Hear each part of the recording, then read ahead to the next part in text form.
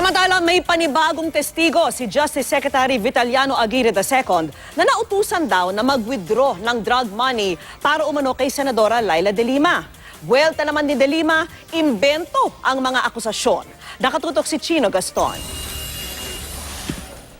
Nasa 12 bilyong piso hanggang 15 bilyong piso raw ang tinatayang kinita raw ni Senator Leila De Lima mula sa drug money sa loob ng bilibid.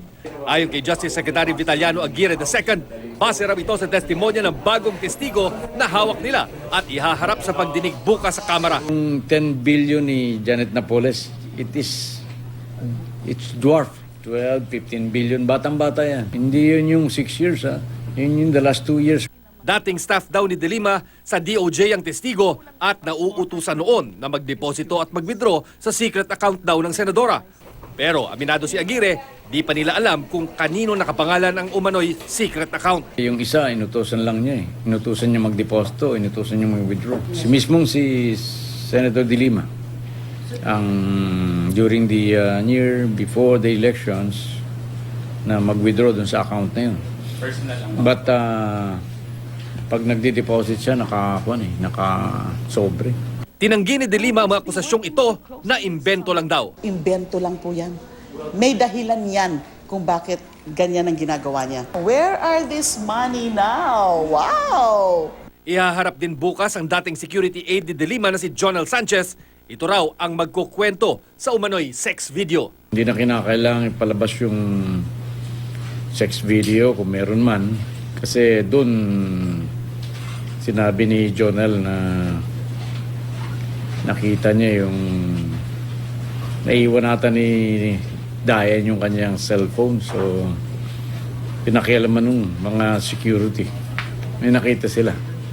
Na Yun. video. Ngayon pa lang, pwede ko na silang patawarin.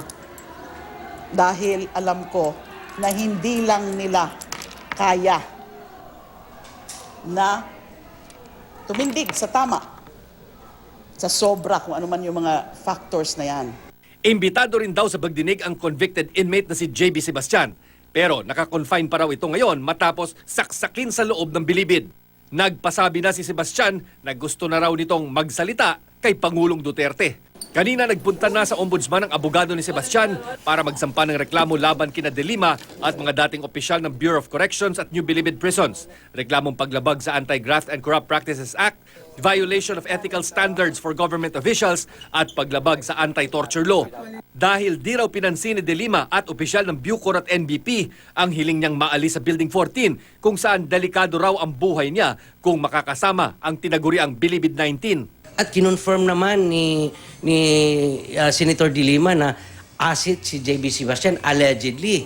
Kung asset ito at ito ang source ng information kaya nagkaroon ng raid, bakit mo siya isusubo doon sa panganib? Bakit ngayon lang siya magfa-file? He had all the opportunity noon. Pero hindi tinanggap ng ombudsman ang reklamo dahil di dumating ang asawa ni Sebastian na siyang tatayong complainant sana. Sabi ng abogado ni Sebastian, bukas na raw nila ihahain ang reklamo. Chino Gaston, Nakatutok, 24 Oras.